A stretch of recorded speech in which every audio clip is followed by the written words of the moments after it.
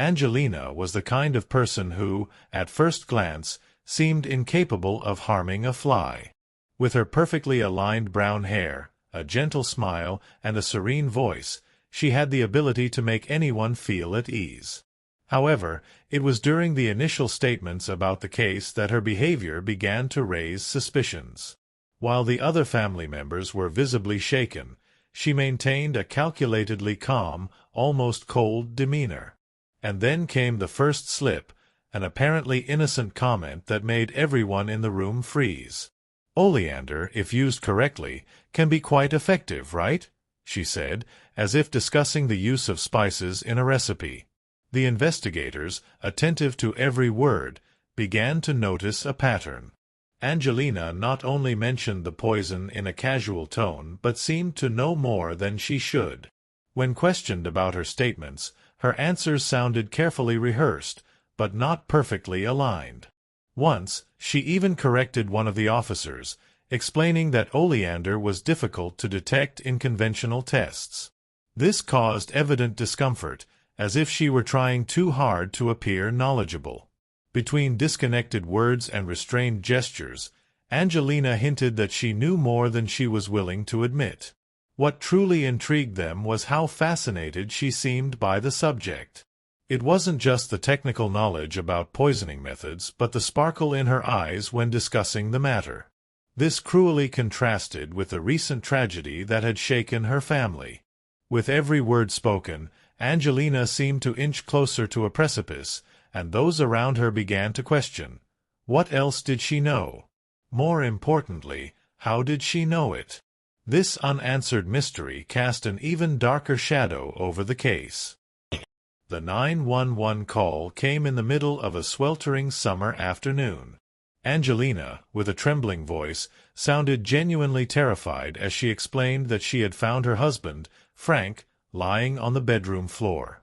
The details were described with unusual precision, as if each word had been carefully chosen. "He's face down on the carpet. I can't turn him over, he's not moving." The operator tried to calm her while dispatching help to the scene, but something in Angelina's tone wavered between panic and a serenity that seemed, in some way, calculated. It was hard to tell if it was the shock of the tragedy or something deeper. When the paramedics arrived, the scene was strange, almost theatrical. The bedroom was perfectly tidy, with the sheets impeccably folded and no sign of a struggle. Frank was lying face down, just as Angelina had described, but the most puzzling aspect was the absence of any evident clues. No injuries, no blood, no mess. The scene seemed more like a moment frozen in time than the stage of a tragedy. Angelina watched them closely, her eyes following every move, as she explained, almost defensively, that she had gone outside to tend to the garden and found him like that upon her return. The officers noticed details that left them uneasy. Angelina was impeccably dressed, as if she had prepared for an important occasion, even in the midst of discovering her husband's body. Her hands trembled, but it was hard to tell if it was genuine nervousness or an attempt to simulate emotion. "I don't understand." "He was fine this morning," she repeated as tears slowly rolled down her face. However, as the initial investigations began, doubt lingered in the air. Was Angelina a grieving wife or someone who knew exactly what was happening? Frank's last days were marked by a mystery that seemed to consume both his body and the air around him. Angelina described her husband's symptoms in a tone that wavered between concern and resignation. He was very sick. Terrible abdominal pain, constant vomiting, and diarrhea that seemed never-ending, she recounted, wringing her hands as if reliving every moment. According to her, Frank had refused to see a doctor, insisting it was just a passing case of food poisoning. But something in her eyes betrayed that she knew the situation was more serious. Angelina's account immediately raised suspicions. The detail with which she described each stage of Frank's deterioration seemed more than just the memory of a worried wife. "It was as if he were being poisoned little by little," she said at one point, leaving the investigators tense. Her mention of poisoning seemed a very specific conclusion for someone who, theoretically, had no medical experience. Furthermore, she mentioned that Frank had started avoiding certain meals, as if suspecting something was wrong with his food. What further deepened the intrigue was that Angelina seemed to have ready answers for any questions about Frank's health. She even described, with unsettling precision, what could cause symptoms like those he exhibited. It could be something simple like a virus, or perhaps something more toxic, she stated, maintaining a steady gaze on the officers. Gradually, Angelina's narrative began to paint a scenario in which she knew more than she let on. But was this precision a reflection of genuine concern or something darker lurking behind her calm facade? Angel Gate Academy was a place that, at first glance, seemed immune to any kind of scandal. With its impeccable reputation, the environment exuded professionalism and order. However, according to Angelina, something rotten was hidden beneath the surface. During her testimony, she did not hesitate to point the finger at Chad Holloway, Frank's direct supervisor, insinuating unresolved tensions in the workplace. Frank wasn't one to stay silent when he saw something wrong. He was too principled for that, she said, as if she had rehearsed that defense. Her words carried a clear intent, to redirect the investigative gaze toward Chad. According to Angelina, Frank had been under tremendous pressure at work in the weeks leading up to his death. He had allegedly uncovered financial irregularities that jeopardized the Academy's reputation, and upon reporting his findings, he had clashed with Chad. Frank was determined to do the right thing, but that put him on the radar of dangerous people, she stated, with an intonation that mixed accusation and tragedy. Angelina painted Chad as an ambitious and ruthless man, someone who would not hesitate to silence any threat to his position. Investigators began piecing together this new puzzle, but something seemed off. Angelina knew specific details about the workplace disputes between Frank and Chad, details that even Frank's close colleagues hadn't mentioned. This raised a new question. How could she know so much about Frank and Chad's relationship? Was it the reflection of an involved wife or a strategy to create a distraction? Meanwhile, Chad Holloway's name officially entered the center of the investigation, but the shadow of Angelina remained, difficult to ignore. The autopsy revealed a truth as shocking as it was disturbing. Fatal levels of ethylene glycol, a toxic component found in antifreeze, were present in Frank's system. For investigators, this immediately transformed what had appeared to be a natural death into a case of deliberate poisoning. The discovery brought a mix of relief and horror. After all, what initially seemed inexplicable now had a cause, but it also raised a crucial question. How and why had this lethal substance entered Frank's body? And more disturbingly, who could be capable of introducing it into his routine? When confronted with the results, Angelina reacted with a mix of shock and indignation.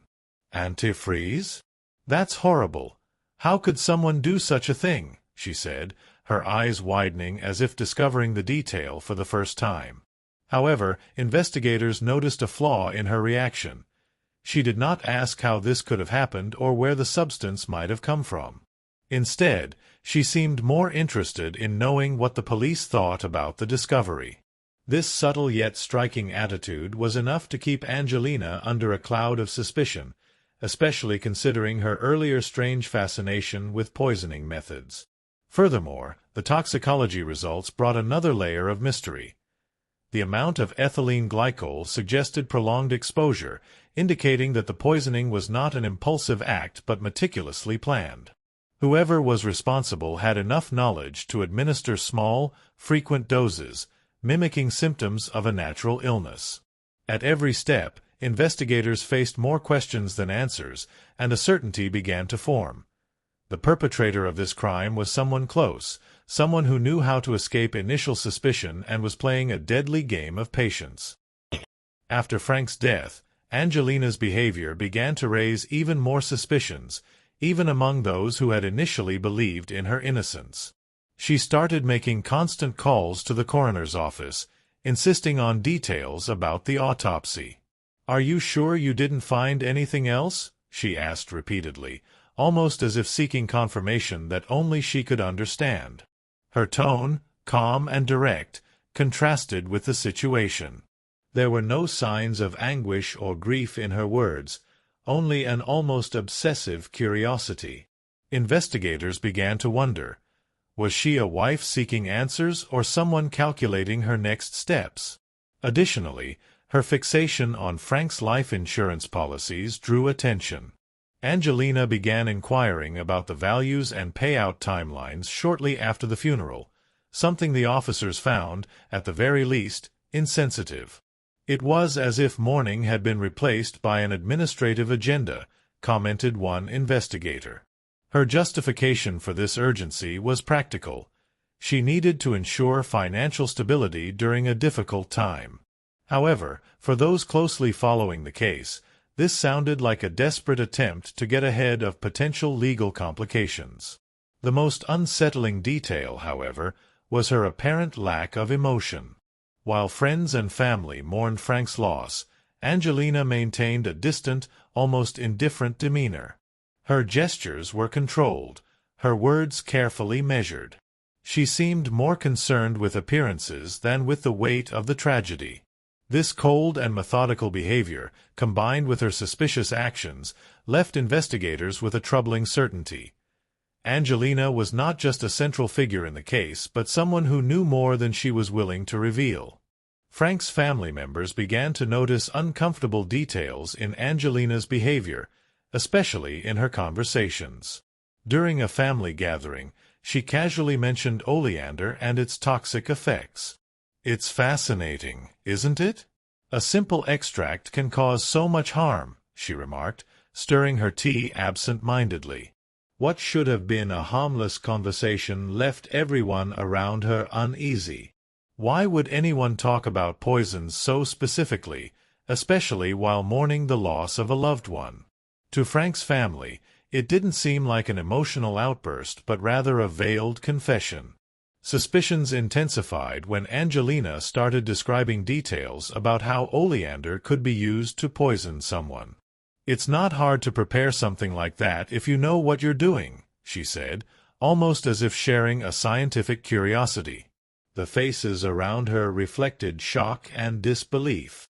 Some tried to excuse her comment as a result of stress, while others saw something far more sinister. For the family, it was impossible to ignore that the poison she mentioned coincided with the symptoms Frank exhibited before his death. Was this a morbid coincidence or a clue left by the perpetrator herself? What unsettled the family most was how Angelina seemed oblivious to the impact of her words. While others exchanged nervous glances, she remained calm, almost indifferent. There were no tears or regret in her expression, only a disconcerting coldness. Conversations among the relatives soon began to revolve around one question. How could someone so close to Frank show such insensitivity? Even more alarming, how did she know so much about a specific poison whose details weren't common knowledge? To them, the answers seemed increasingly clear, no matter how painful. Angelina added a new twist to the case when she told investigators about an anonymous phone call she claimed to have received. According to her, the voice on the other end was calm, almost sinister, and warned her about the possibility of antifreeze poisoning. "Check for ethylene glycol," she recounted hearing, as if the anonymous caller were a messenger of hidden truths. Initially, her account seemed like a hopeful lead for the case, a clue that might unravel the mystery. However, something about Angelina's tone as she described the call made the officers suspicious. It was almost as if she were performing, trying to steer the investigation in a specific direction. It didn't take long for investigators to check Angelina's phone records in an attempt to trace the origin of the mysterious call. But what they uncovered was far more revealing. No anonymous calls had been made to her phone during the time frame she described. When confronted with this inconsistency, Angelina faltered for a moment but quickly tried to justify the situation. "Maybe it was a private number, or I might have deleted it by mistake," she murmured, avoiding eye contact. This misstep not only heightened suspicions against her, but also reinforced the idea that Angelina was more involved in Frank's poisoning than she was letting on. The lie about the phone call was the missing piece investigators needed to solidify their suspicions. She had known about the ethylene glycol even before the autopsy results were released, and now her attempt to blame an anonymous source seemed like a desperate effort to cover her tracks. Every detail, from the precision with which she described the poison to how she manipulated the phone call story, contributed to painting an unsettling picture. Angelina was not just a grieving wife, but someone who was controlling the narrative with frightening precision. Yet, a confession was still missing, and the investigators knew they needed more to close in on her. As the case progressed, Angelina's attempts to divert attention from the investigation became increasingly evident. In an unexpected move, she began sending anonymous faxes to the police station, containing vague and seemingly fabricated accusations against Chad Holloway, Frank's supervisor. The documents were filled with generic statements such as "he knew too much" or "Frank challenged him," but lacked any concrete evidence. The intent was clear. Angelina was trying to construct a villain so that the spotlight would shift to anyone but herself. To the detectives, the strategy reeked of desperation. Angelina's actions didn't stop there. She seized every opportunity to plant doubts about Chad's integrity, even suggesting that he might have had a financial motive to want Frank out of the way. "Frank told me Chad was involved in something big, something dangerous," she insisted during interrogations, almost pleading for them to believe her story. However, when pressed for evidence or specific details, Angelina would backtrack, repeating that these were just things Frank used to mention. Her persistence in blaming Chad seemed less like genuine concern and more like a meticulous attempt to create distractions. The detectives began to notice a pattern. Angelina was actively manipulating the narrative. From the anonymous faxes to baseless accusations, every move seemed calculated to shift focus away from herself. However, her actions were having the opposite effect, further strengthening suspicions. Every detail she added without concrete evidence became another piece of the puzzle, one that increasingly incriminated her. For the investigators, it was becoming clear that Angelina was not just a spectator in this case, but a strategist desperately trying to control its outcome. Palmyra, a close friend of Angelina, revealed a memory that, at first, seemed trivial but became a disturbing detail in light of recent events. During a casual lunch months before Frank's death, Angelina had nonchalantly commented on how she enjoyed preparing special milkshakes for her husband. According to Palmyra, there was something odd about her tone. "It's the secret to my marriage. He loves the taste, and I control what goes in," Angelina joked, with a smile that seemed harmless at the time. However, with the new developments in the case, the comment took on a much darker undertone. Palmyra recalled another occasion when she witnessed Angelina preparing a milkshake for Frank with unusual attention to detail. She was excessively careful in measuring each ingredient and insisted that no one else taste the drink.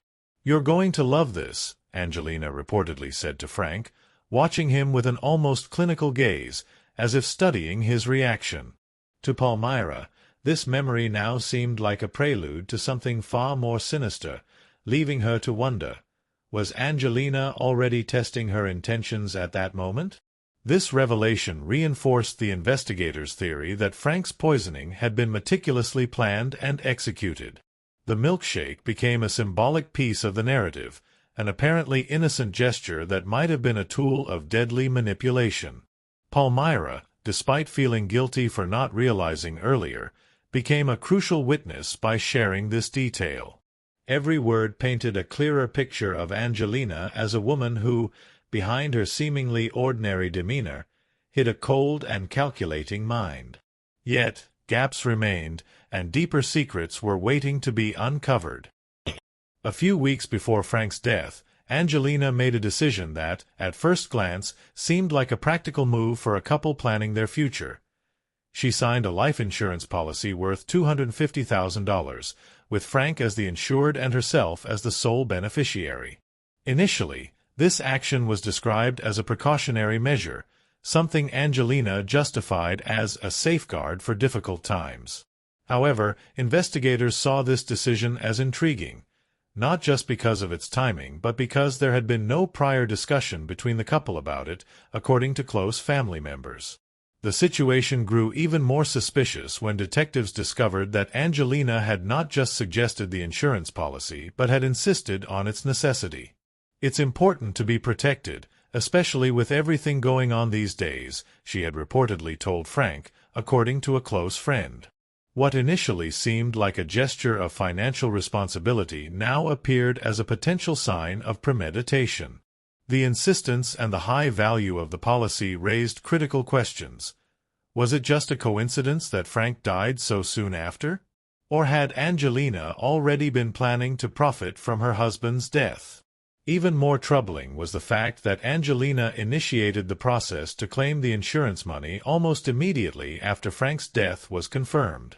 Investigators couldn't ignore the sense of urgency she demonstrated, as though the payout had been the ultimate goal of the entire scheme. To them, the life insurance policy became the centerpiece of the puzzle, connecting Angelina's actions to a clear and undeniable motive: financial gain. However, while the evidence was mounting, the case still lacked something definitive, something that could shatter Angelina's pristine facade and expose the full truth. While awaiting trial, Angelina proved that her capacity for manipulation knew no bounds. Palmyra, once a trusted friend, became the target of Angelina's relentless pressure. Angelina began contacting Palmyra covertly, sending messages and letters that, under the guise of reconciliation, carried a threatening undertone. "You know this was all a misunderstanding," she wrote in one instance. "Just adjust a few words of what you said, and all of this can be over quickly." Palmyra, frightened, realized that Angelina was trying to coerce her into altering her testimony, weakening the case against her. The darkest turn in this attempt at manipulation came when investigators discovered that Angelina wasn't just trying to change Palmyra's testimony. She was planning something far more sinister, silencing her for good. Informants inside the prison reported that Angelina had begun devising a plan to eliminate Palmyra, offering money to other inmates to find someone willing to carry out the crime. "She knows too much," Angelina had allegedly told one of her potential accomplices, revealing just how much of a direct threat Palmyra posed to her carefully maintained victim persona. When detectives confronted Angelina with the new evidence, she maintained her calm demeanor, vehemently denying the accusations. But behind the scenes, the case against her was growing stronger. The attempt to manipulate Palmyra and the conspiracy to have her killed were final pieces of proof that Angelina wasn't just calculating but willing to do anything to secure her freedom. The net was closing in, and her composure, once her greatest weapon, was now the breaking point of a narrative she could no longer control. Yet, the investigators knew that Angelina always had one last card up her sleeve. Angelina believed she was in control, even as the net around her tightened. Her plan to eliminate Palmyra appeared meticulously crafted, with carefully articulated details. However, what she didn't anticipate was that her main accomplice, Gwendolyn Hall, had switched sides. Realizing the gravity of the conspiracy and its potential consequences, Gwendolyn decided to cooperate with the investigators.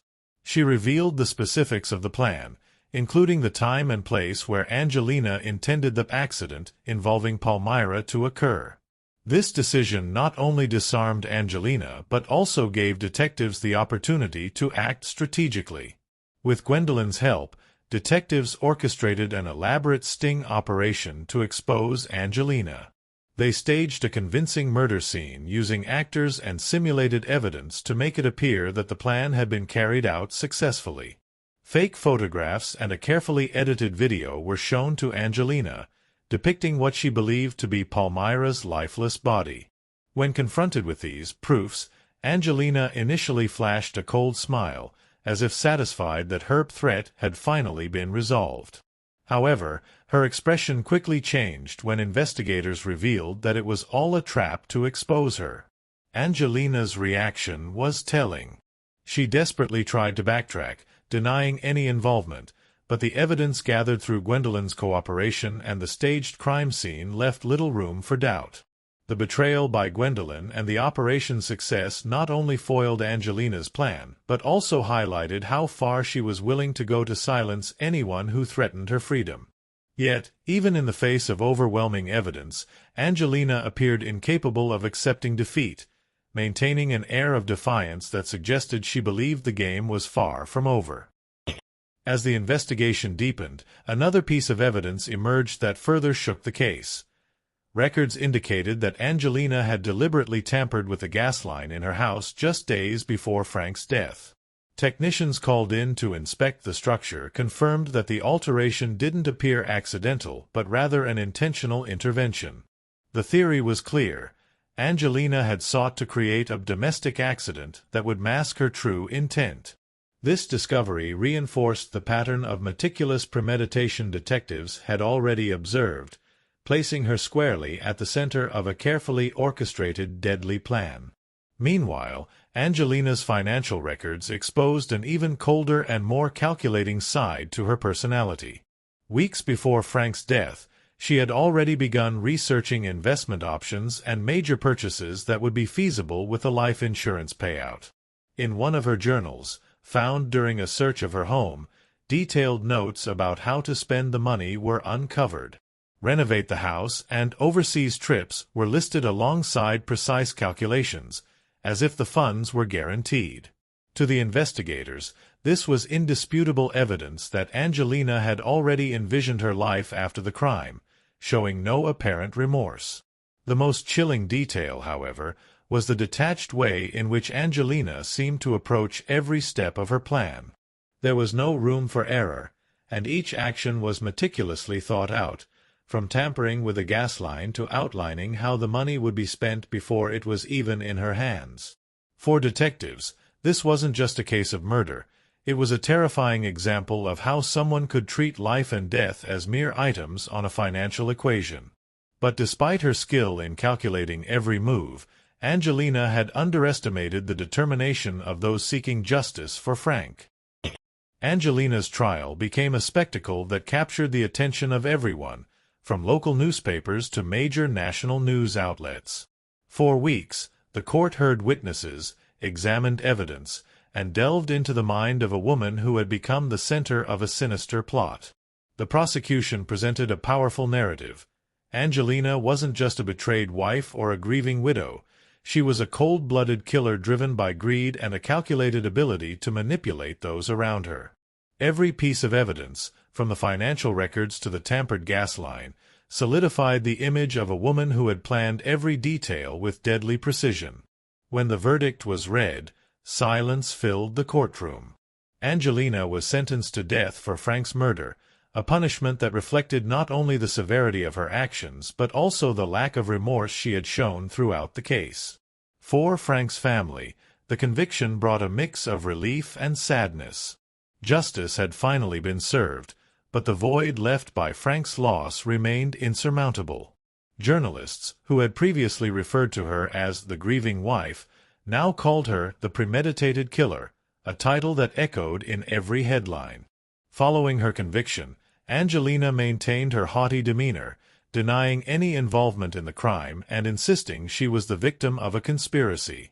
Even in prison, she continued to manipulate those around her, sending letters and attempting to sway public opinion through carefully orchestrated interviews. However, the legacy of her actions extended far beyond her own story. The case became a stark reminder of how desperation and greed can drive someone to unthinkable extremes, serving as a chilling example that behind a serene facade can lie the mind of a calculating murderer. If you enjoyed this video and want to keep exploring scary and intriguing stories, don't forget to subscribe to the Spooky Stories channel and turn on notifications. That way, you won't miss any of the darkest mysteries and chilling events we share here. And, of course, leave your comment. Which part of this story gave you the biggest chills? Or is there a case you'd like us to cover? Share your ideas and join our community. And don't stop here. Click on the video now appearing on your screen and keep diving into the most spine-tingling stories we've selected just for you. With every click, you get closer to the unknown. And remember, here at Spooky Stories, fear is just the beginning.